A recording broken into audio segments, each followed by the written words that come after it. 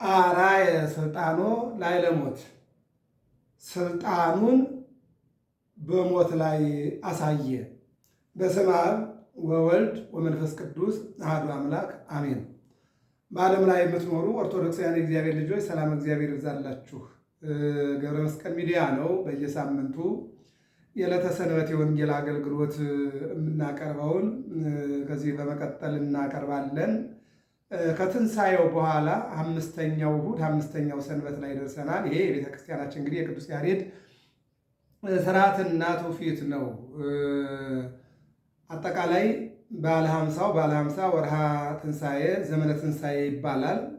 ተፈሲ ማርያም ለአዳም ፋሲካው፣ የአዳም ፋሲካው ድንግል ማርያም ሆይ ደስ ይበልሽ። ፋሲካ ማለት ማይዶት ማለት ነው። ማይዶት ማለት መሻገር ነው። ከሞት ወደ ሕይወት፣ ከባርነት ወደ ነፃነት፣ ከሲኦል ወደ ገነት መሸጋገሪያ የሆንሽ የአዳም ፋሲካው እመቤታችን ድንግል ማርያም ሆይ ደስ ይበልሽ። ወማይዶታ ለሔዋን እንተ ይእቲ አጽመ ገቦሁ፣ ከጎኑ ለተገኘች ለሔዋን መሻገሪያዋ የሆንሽ እመቤታችን ነው የሚለው እና ይሄ ዘመነ ትንሣኤ ወርሃ ትንሣኤ ባለ ሀምሳ አንድ አይነት ነው። ባለፈው እንደተነጋገር ነው ወንጌሉ ምስባኩ እንደገና ደግሞ መዝሙሩ ይቀያየር እንጂ የሚናገረው ግን ስለ ክርስቶስ ትንሣኤ ነው። ክርስቶስ ትንሣኤ ደግሞ አራየ ስልጣኑ ላዕለ ሞት፣ ስልጣኑን በሞት ላይ አሳየ።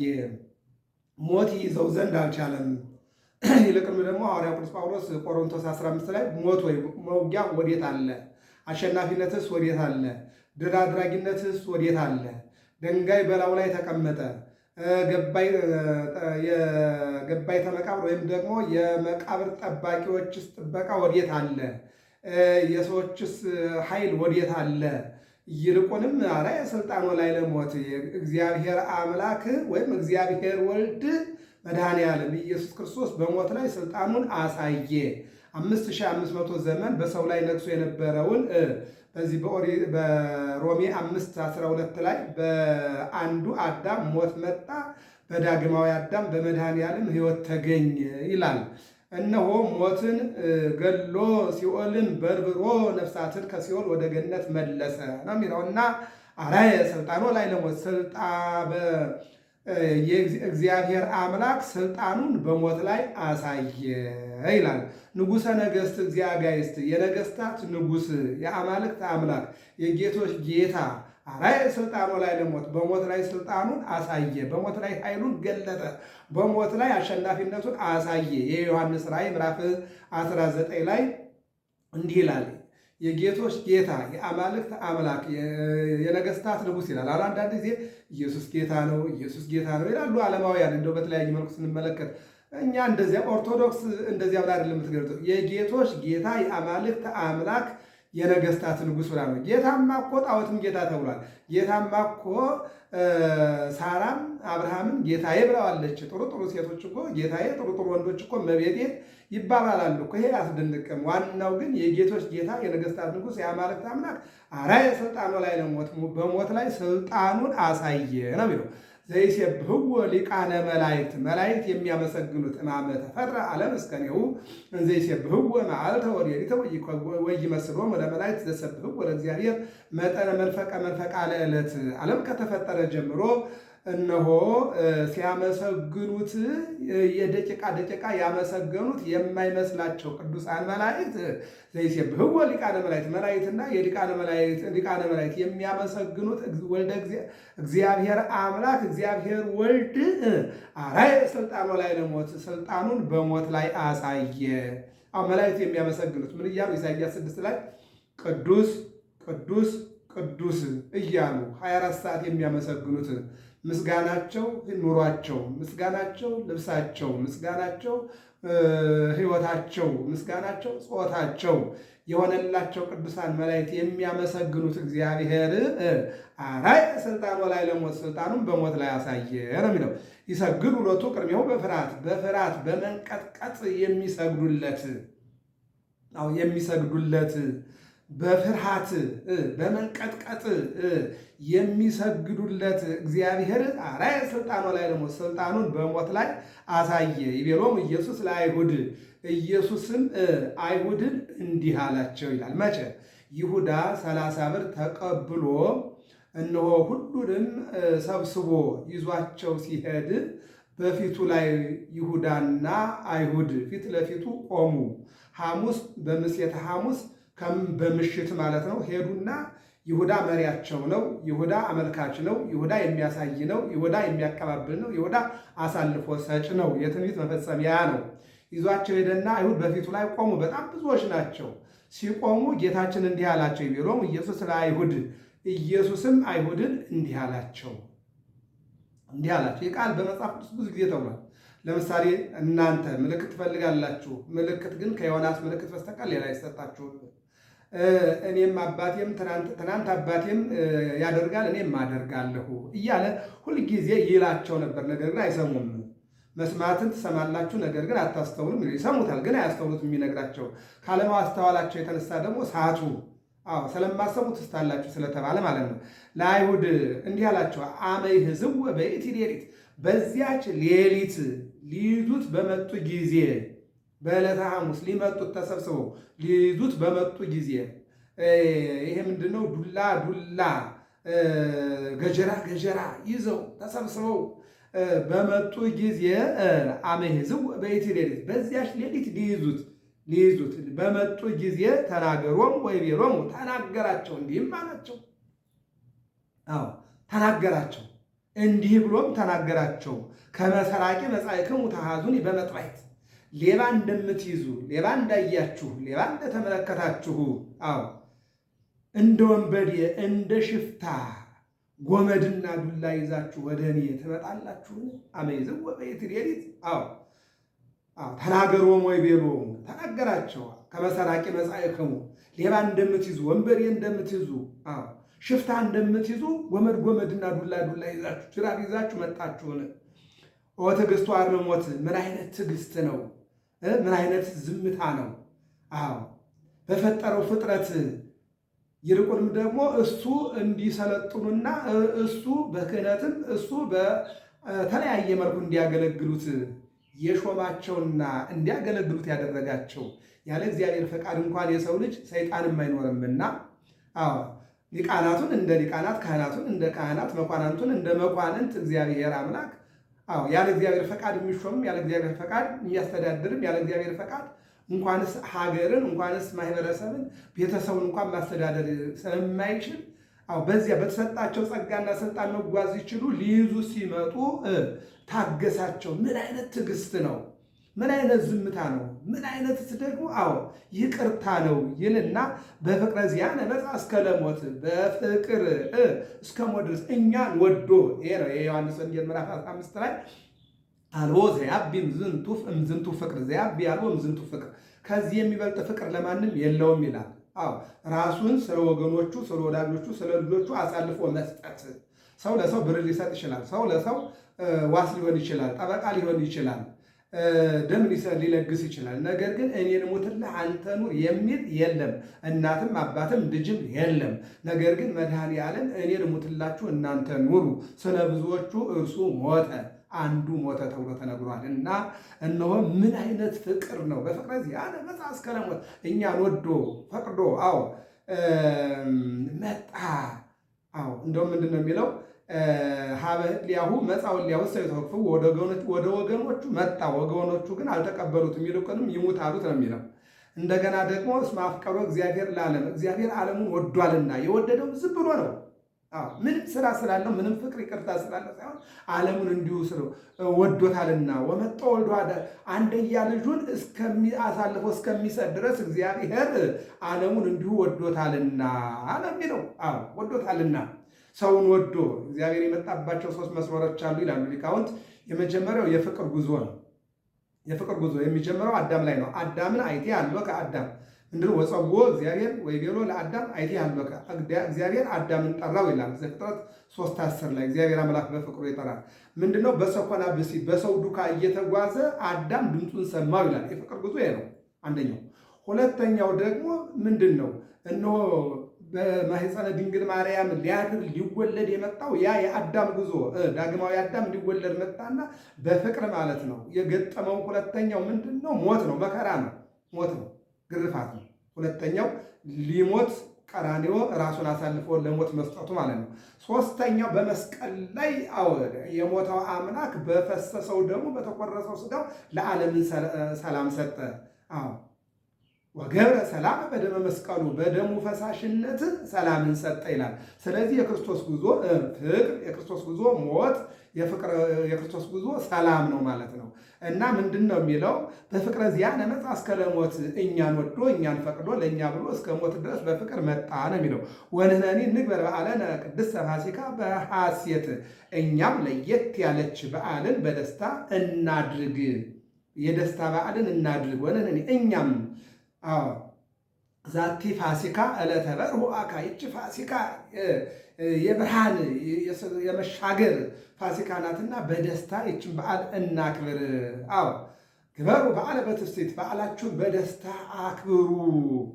በዓላችሁን እስመ ተንሥአ ክርስቶስ እሙታን ክርስቶስ ከሙታን ተለይቶ እንደተነሳ አምናችሁ በዓላችሁን በደስታ አክብሩ። አንድም እኛ በዓላችን ቅድስት የሆነች ፋሲካን ለየት ባለ መልኩ እናክብር ይላል ቅዱስ ያሬድ። አርአየ ስልጣኑ ላይ ለሞት ገባሬ ሕይወት ክርስቶስ በሞት ላይ ስልጣኑን ሕይወትን የሰራ ሕይወትን የፈጠረ ሕይወትን ያመጣ አምላክ ስልጣኑን በሞት ላይ ያሳየ ይላል። ይህ እንግዲህ ኦሪት ዘፍጥረት ምዕራፍ 2 ቁጥር 7 ላይ እሳት፣ ውሃ፣ አፈር እንዲሁም ደግሞ ነፋስ አራቱን አንድ አድርጎ አመጣና ሸክላ አደረገ። ወነፋ ላዕሌሁ መንፈሰ ሕይወት እፍ ሲልበት የሕይወት እስትንፋስ ዘራበት። ከሰባት ማኅበራት ሰውን አምጥቷል። ይህንን ነው ገባሬ ሕይወት ክርስቶስ ማለት ነው። ገባሬ ሕይወትን የሰራ የሕይወት ሰሪዋ እግዚአብሔር በሞት ላይ ስልጣኑን አሳየ ነው የሚለው። ሰባት ማኅበራት አራቱ የሥጋ ማኅበራት ናቸው። ሦስቱ ደግሞ ነባቢት የምትናገር፣ ለባዊት የምታስተውል፣ ሕያዊት ዘላለማዊት። እነዚህ ሰባቱ ማኅበራት አንድ ላይ ሲሆኑ ሰው የሚለው መጥቷል ማለት ነው። ማኅበሩ ሲጎድል ለምሳሌ አራቱ ባህርያተ ሥጋና ሦስቱ ባህርያተ ነፍስ ሁለት ይባላሉ አይደለ? እንደገና ደግሞ በጥቅል ስንወስደው ማለት ነው። እንደገና ደግሞ አራቱን ባህርያተ ሥጋ አራት አድርገን የነፍስን ባህሪ አንድ አድርገን ስናመጣ 5 ይሆናል ማለት ነው። በአጭር አገላለጽ ከማኅበሩ አንዱ ከጎደለ ወደ ምን ይመጣል? መጀመሪያ ነፍስ ማለት እስትንፋስ ይወጣል ማለት ነው። ከዚያ ቀጥሎ ደግሞ ሙቀት ይወጣል ማለት ነው። ከዚያ ቀጥሎ ደግሞ ቅዝቃዜ ይወጣል ማለት ነው። ከዚያ ሰው ወደ አፈርነቱ ይመለሳል ማለት ነው። ስለዚህ ገባሬ ሕይወት ከዚህ ከነፋስ፣ ከእሳት፣ ከውሃ፣ ከመሬት ሰውን ያመጣ የፈጠረ ሕይወትን የሰጠ አምላክ 5500 ዘመን በሰዎች ላይ ነግሶ የነበረውን ሞትን ድል አድርጎ ስልጣኑ ላይ ለሞት በሞት ላይ ስልጣኑን አሳየ። ገባሬ ሕይወት ክርስቶስ ሕይወትን የሰራ መድኃኔዓለም በሞት ላይ ስልጣኑን አሳየ ነው የሚለው ቅዱስ ያሬድና በሞት ላይ ስልጣኑን የገለጠና እኛን ወደ ሕይወት የመራ ይልቁንም ደግሞ የትንሣኤያችን በኩር የሆነ የፋሲካችን በግ የሆነ መድኃኔዓለም በሞቱ ሞትን ድል አድርጎ በመስቀል ላይ ሰይጣንን ገሎ ይልቁንም ደግሞ የትንሣኤያችን በኩር ሆኖ ይልቁንም ደግሞ ሲኦልን በርብሮ ነፍሳትን ወደ ገነት የመለሰ አምላክ ሀገራችን ኢትዮጵያን ወደ ትናንት ልንናዋ እንዲመልስልን የአምላካችን የእግዚአብሔር መልካም ፈቃዱ ይሆንልን። እንግዲህ የምንሄደው ከዚህ ቀጥሎ ደግሞ ወደ ምስባኩ ነው ማለት ነው። መዝሙር 106 ላይ ምን ይላል? ንግሩ ለእግዚአብሔር ምህሮቱ የእግዚአብሔርን ቸርነቱን መሐሪነቱን ይቅርታውን ተናገሩ፣ አስተምሩ፣ አመልክቱ። የእግዚአብሔር ንግሩ ለእግዚአብሔር ምህረቱ እግዚአብሔር ቸርነቱን ተናገሩ። ቸርነቱን አምላክነቱን በቤተክርስቲያናችን አስተምሮ ስለ እግዚአብሔር ቸርነት ስንናገር 4 ነገሮችን ማሰብ ያስፈልጋል። አንደኛ መላእክትን ለምስጋና አምጥቶ ከመላእክት ጋር እንድናመሰግን ስላደረገን የመላእክቱን አምላክ እግዚአብሔርን አመስግኑ። ሁለተኛ ድንግል ማርያምን እናት አድርጎ ሰጥቶ የእናቱን ወላዲተ አምላክነት እያመሰገን እንድንኖር ስለሰጠን የእግዚአብሔርን ቸርነት እናመስግን።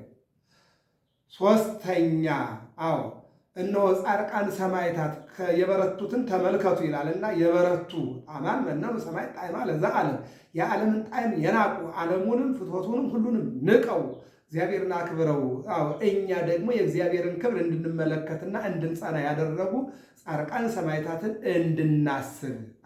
ስለዚህ የመላእክቱን እንዲሁም የእናቱን እንዲሁም የጻድቃን የሰማዕታትን ጽናታቸውን ይልቁንም እግዚአብሔር መርጦ ለአገልግሎት የሾማቸውን እያየን የእግዚአብሔርን ቸርነት እንድንናገር ስላደረገን የእግዚአብሔርን ቸርነቱን፣ ምሕረቱን፣ ይቅርታውን ለዓለም ተናገሩ መስክሩ ማለት ነው። ወመንክሮ ለጓለ እመሕያው ድንቅ ስራውንም ለሰው ልጆች ድንቅ ስራው ለምሳሌ ለ600,000 እስራኤላውያን በምድረ በዳ ከሰማይ መና ወርዶ ከጥንጫ ውሃ አፍልቆ አጠጥቷልና አይሻገሩትም የተባለውን የኤርትራን ባህር ግራና ቀኝ ከፍሎ አሻግሯቸዋልና አይሻገሩትም የተባለውን የቃዴስን በረሃ አቆራርጠው ኤርትራን አልፈው ከነዓን እንዲገቡ አድርጓቸዋልና ወመንክሩ ለጓለ እመሕያው የእግዚአብሔርን ቸርነቱን ደግነቱን ድንቅ ስራውን ለሰው ልጆች ተናገሩ።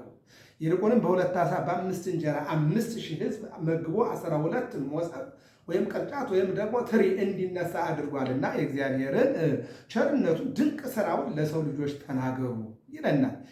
ይልቁንም ደግሞ በመስቀል ላይ ሆኖ ስጋውን ቆርሶ ደሙን አፍሶ በማወቅም ባለማወቅም የሰሩትን ይቅር በላቸው ብሎ 5,500 ዘመን በሲኦል ውስጥ የነበሩ ነፍሳትን ከአንድ ከይሁዳ በስተቀር ሁሉንም ጠራርጎ ወደ ገነት እንዲገቡ ከሲኦል አውጥቶ አስገብቷቸዋልና የእግዚአብሔርን ድንቅ ስራውን ቸርነቱን ለሰው ልጆች ተናገሩ። እስመ ሰበረ ውሃተ ብርት የብረት በሮችን ሰብሯልና ኃያላኑን አጥፍቷልና ሞት የተባለውን ኃያል አጥፍቷልና ሲኦልን በርብሯልና ይልቁንም ደግሞ ዲያብሎስን አጋንንትን ጠቅጥቋልና አስወግዷልና ይልና ወቀጥቀጠ መናክስተ ዘአሲር የብረት ቁልፍንም ይልቁንም የብረቱን መውጊያ አጥፏልና ወይም ቆራርጦታልና ይህን ስላደረገ ምንድነው የዲያብሎስን አሰራር አጥፍቷልና አዳም ገብሩ ለዲያብሎስ ሔዋን አመቱ ለዲያብሎስ ብለው በእምነ ሩካም የፈረሙበትን ፊርማ አንዱን በዮርዳኖስ አንዱን በሲኦል ውስጥ አድርገው ስለነበር ይህም በር ነው ማለት ነው። ገንጥሎ ጥሎ ይህም ቁልፍ ነው አስወግዶ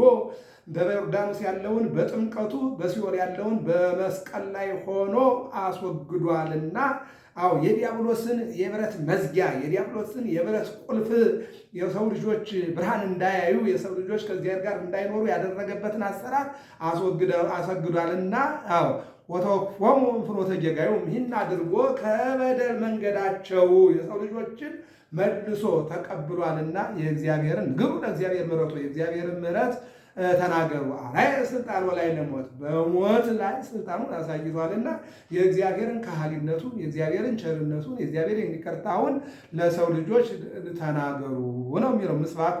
ይህንን ነው የሚናገረው። እንግዲህ ከዚህ ቀጥሎ የምንሄደው ወደ ወንጌሉ ነው ማለት ወንጌሉ ዮሐንስ ወንጌል ምዕራፍ 21 ከቁጥር 15 ጀምሮ ነው። ወእምድኅረ መጹ ይቤሎ ኢየሱስ ለጴጥሮስ ነው የሚለው።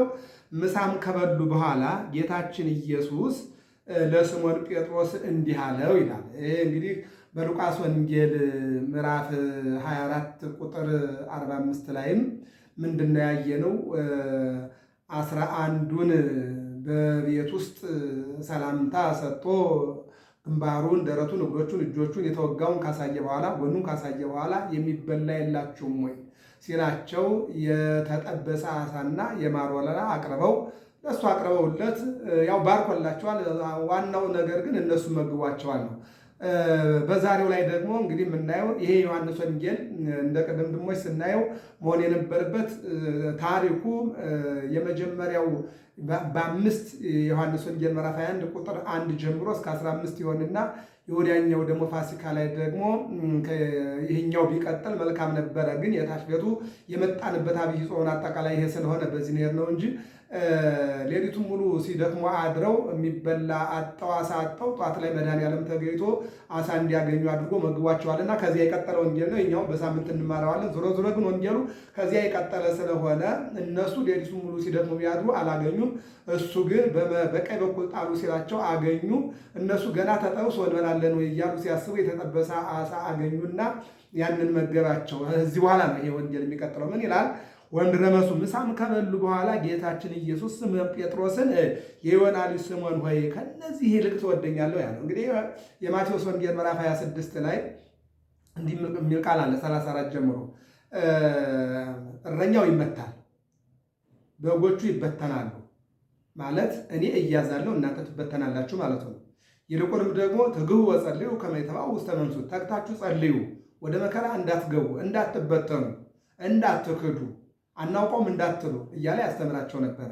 በዚህ ጊዜ ቅዱስ ጴጥሮስ ለሚክህዱ ከሁሉም ወአንሰ ኢክህደከ፣ ከሁሉም ቢክዱ እኔ ግን አልክድህም ብሎ የእሱን ጽናት የሌሎቹን ደግሞ መበተንና አለማመን ሲናገር እናየዋለን። ጌታ ግን መልሶ እንዲህ አለ። ሌሎቹ ምንም ያሉት ነገር የለም፣ ስለ ራስህ እንጂ ስለኛ ምን ታውቃለህ ማለት ይችሉ ነበረ። እሱ ግን ምን አለ? ምክንያቱም እዚያ መካከል ዮሐንስ ወንጌላዊ አለ፣ መስቀሉ ስር የሚገኝ እስከ መጨረሻው የጸና አለ። ጴጥሮስ ግን ይህን ሲናገር ጌታ አንተማ 60 ጊዜ ትክህደኝ ዘእንበለ ይንቁ ዶሮ ሳይጮህ 3 ጊዜ ትክደኛለህ አለው። እኛ ስንት ጊዜ ክደነው ይሆን? ዶሮ ሳይጮህ ይህን ብሎት ነበርና እንደተባለውም ተይዞ በሐናና በቀያፋ ቤት ሲሰቃይ እሳት እየሞቀ 3 ጊዜ ክዶታል። ዶሮ ጮኸ። 3 ጊዜ ሲክደው ዶሮ ጮኸ። ወዲያውኑ ምርር ብሎ አልቅሶ ተመልሷል ማለት ነው። በአጭሩ ግን ይሄ ነገር ትዝ ይለው ስለነበረ ጌታ ምን አለው? ስምዖን ወልደ ዮና አለና ከነዚህ ይልቅ አንተ ትወደኛለህን አለ። እዚህ መካከል ማን አለ? ዮሐንስ ወንጌላዊ አለ። መስቀል ድረስ ከድንግል ማርያም ጋር ተገይቶ ያንተ መከራ ለኔ ይሁን፣ ያንተ ጭንቀት ለኔ ይሁን፣ ያንተ ግርፋት ለኔ ይሁን፣ ያንተ መራራ ሐሞት ለኔ ይሁን ሲል የነበረ ዮሐንስ እዚያ ጋር አለ። ከነዚህ ይልቅ አለው ጌታ። በኋላ ግን እንደምወድህ አንተ ታውቃለህ፣ እንደምወድህ አንተ ታውቃለህ አለው። ጌታችን ኢየሱስም በጎቼን ጠብቅ አለው ይላል። ዳግመኛም የዮና ልጅ ስምዖን ሆይ ትወደኛለህ ወይ አለው ይላል። እርሱም አዎን ጌታ ሆይ እንደምወድህ አንተ ታውቃለህ አለው ይላል። ጠቦቶችን አሰማራ ያለው። ለሶስተኛ ጊዜም የዮና ልጅ ስምዖን ሆይ ትወደኛለህን አለው። ጴጥሮስም 3 ጊዜ ትወደኛለህ ስላለው ተከዘ ይላል። 3 ጊዜ ምክንያቱም 1 ጊዜ 2 ጊዜ በ3 ሽማግሌ ነገር ይጸናል፣ በ3 ንግግር ነገር ይወሰናል እንደሚሉ አባቶች። በ3ኛ ጊዜ ትወደኛለህ ወይ ሲለው ግራ ገባው። ግራ ገባው፣ ተከዘ፣ አዘነ፣ ትዝ አለው ይላል። ምዕመናን እግዚአብሔር የበደሉበት ጊዜ ትዝ ይለናል። ትዝ ካለ ንስሐ እንገባለን፣ ወደ እግዚአብሔር እንመለሳለን። ትዝ አለው ይላል። ትዝ ሲለው ጌታ ሆይ አንተ ሁሉን ታውቃለህ። ለዚህ እናቶቻችን አባቶቻችን ይገርመኛል። አሁን መጽሐፍ ቅዱስ አልተማሩም፣ ወንጌል አልተማሩም እንላቸዋለን። አባቶቻችን ድሮ አባቶቻችን አሁን አንተ ታውቃለህ፣ ስለ መግባቴም ስለ መውጣቴም ስለ መኖሬም ስለ ኑሮም ስለ ሁሉ አንተ ታውቃለህ ብለው ሁልጊዜ በመውጣትም በመግባትም እግዚአብሔር እንዳኛ ያደርጋሉ። ጴጥሮስ ተሸነፈና ምን አለ? ሁሉን አንተ ታውቃለህ፣ እኔም እንደምወድህ አንተ ታውቃለህ አለው። እንኪያስ ግልገሎችን ጠብቅ አለው። እውነት እውነት እልሃለሁ አንተ ጎልማሳ ሳለህ በገዛ እጅህ ወገብህን ታጥቀህ ወዲያና ወዲህ ትሄድ ነበረ። በሸመገልክ ጊዜ ግን እጆችህን ትዘረጋለህ፣ ወገብህን ሌላ ያስታጥቅሃል፣ ወደማትወደውም ይወስድሃል አለ። እንግዲህ አንተ ጎልማሳ ሳለህ በራስህ ትታጠቅ ነበር አለ። ምንድን ነው? ትክድ ነበረ፣ ትመለስ ነበረ፣ ታምን ነበረ። ከዚህ በኋላ ግን ስትሸመግል ግን እነሆ የማታውቀው ያስታጥቃል። ኔሮን ቄሳርን ነው በምን ሞት እንደሚሞት ነው። ወደማትወደው አለ። ሞትን ማንም ወደው የሚቀበል የለምና ወደማትወደው ይወስድሃል። ያስታጥቃል፣ ወደማትወደው ይወስዳል። በምን ሞት እግዚአብሔር ያከብር ዘንድ እንዳለው ሲያመለክት ይህንን ተናገረ። ይህንን ብሎ ተከተለኝ አለው ይላል። አንተ በወጣትነት ጊዜ እነሆ እንደፈለክ ወገብህን ትታጠቃለህ። በጥርጥርም በማመንም በክህደትም በንስሐም ትታጠቅ ነበረ። በሽምግልና ባረጀህ ጊዜ ግን ወባይላ ያቀንተከ ኔሮን ቄሳር ያስታጥቅሃል፣ ዘቅዝቆ ይሰቅልሃል፣ መከራን ትቀበላለህ ማለት እኮ ነው። ይህን አለውና ተከተለኝ አለው ይላል። ጴጥሮስም መለስ ብሎ ጌታችን ኢየሱስ ይወደው የነበረውን ያን ደቀ መዝሙር ሲከተለው አየ። እርሱም እራት ሲበሉ በጌታ በኢየሱስ አጠገብ የነበረውና ጌታ ሆይ አሳልፎ የሚሰጥህ ማን ነው ያለው ነው። ጴጥሮስም እርሱን አይቶ ጌታ ሆይ ይህስ እንዴት ይሆናል አለ። ጌታችን ኢየሱስም እስከመጣ ይኖር ዘንድ በወድስ አንተን ምን አግዶህ? አንተ ግን ተከተለኝ አለ። በማቴዎስ ወንጌል ምዕራፍ 4 አሳ ሲያጠምድ ጥብርያዶስ አግኝቶት መረብህን፣ አህያህን፣ በሬህን፣ ሚስትህን ትለህ ተከተለኝ አለ። አሁን ደግሞ ምን አለው? ተከተለኝ ሲለው ዮሐንስን ከኋላየው ሐዋርያ ዮሐንስን ይወደው የነበረው ደቀ መዝሙር ይላል። በራት ጊዜ ማነው አሳልፎ የሚሰጥ ይለው የነበረው ደቀ መዝሙር ይላል። እሱስ ምን ይሆን ብሎ ሲለው እስክመጣ ድረስ ቢቆይ ምን አግዶሃል ይላል። በዚህ ምንድነው? አስቀድሞ ጌታ ሀለው ዜ እለ ይጥምው ለሞት ሞትን የማይቀምሱ አሉ ብሎ ተናግሮ ነበር እና ጴጥሮስ ምን አለ? ሞትን አይቀምሱም ከተባሉት መካከል ማን ነው? ይሄ ዮሐንስ ለካ ሞትን የማይቀምሰው እሱ ነው አለና ደመደመ ይላል። ጌታችን ኢየሱስ ክርስቶስ ግን ምን አለ? እነሆ እስከመጣ ድረስ ቢቆይስ ምን አግዶህ አለው። ጌታችን ኢየሱስም እስከመጣ ድረስ ይኖር ዘንድ ብወድስ አንተ ምን አግዶ? አንተ ግን ተከተለኝ አለው። ያም ደቀ መዝሙር እንደማይሞት ይህ ነገር በወንድሞቹ ዘንድ ተነገረ። ጌታችን ኢየሱስ ግን እስክመጣ ድረስ ይኖር ዘንድ ብወድስ አንተ ምን አግዶ አለ እንጂ አይሞትም ብሎ አልነገረውም። ነገር ግን ከእናንተ መካከል የማይሞት አለ ብሎ አስቀድሞ በማቴዎስ ወንጌል ምዕራፍ 19 ተናግሮ ስለነበረ ቅዱስ ጴጥሮስ የማይሞተው ለካ ዮሐንስ ነው አለና ለዮሐንስ ሰጠው። አራየ ስልጣኑ ላይ ለሞት በሞት ላይ ስልጣኑን እግዚአብሔር አምላክ አሳየ። አምስተኛው ሰንበት አምስተኛው እሑድ ከትንሣኤው በኋላ ይሄ ነው። ገብረ መስቀል ሚዲያ ነው። ሰብስክራይብ፣ ላይክ እና ሸር አድርጉ። በደብረ ይባቤ ቅዱስ ያሬድ አዲስ አበባ ከግንቦት 8 ጀምሮ እስከ ግንቦት 11 ዓመታዊ ክብረ በዓሉ ቅዱስ ያሬድ የተሰወረበትን ክብረ በዓል ምክንያት በማድረግ ታላቅ ጉባኤ ከዛሬ ከዓርብ ጀምሮ ከ8 እስከ 11 ተዘጋጅቷልና ውጩ ዓለም ያላችሁ በሚዲያ ሀገር ውስጥ ያላችሁ ደግሞ የተመቻችሁና የምትችሉ በቦታው ላይ መጣችሁ ጉባኤውን ከ10 ሰዓት ጀምሮ ከዓርብ 10 ሰዓት፣ ቅዳሜ 10 ሰዓት፣ እሑድ 10 ሰዓት፣ ሰኞ ደግሞ ክብረ በዓሉን ማታ ላይ ደግሞ የመጨረሻውን ጉባኤ እንድትሳተፉ እናሳስባችኋለን። ሰላም እግዚአብሔር ከሁላችን ጋር ይሁን።